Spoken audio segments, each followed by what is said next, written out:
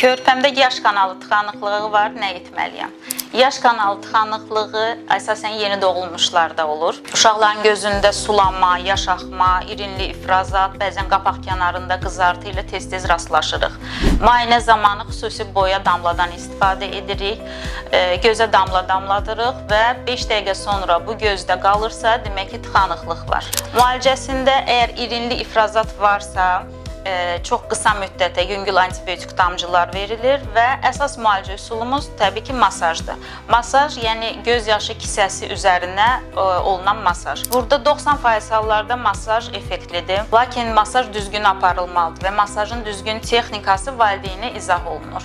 1 yaşa qədər uşaqlarda əgər bu üsullarla nəticə almazsaq, o zaman cərrahi müdaxilə olunur. Cərrahi müdaxilədə probing zondlama dediyimiz əməliyyat üsullarıdır.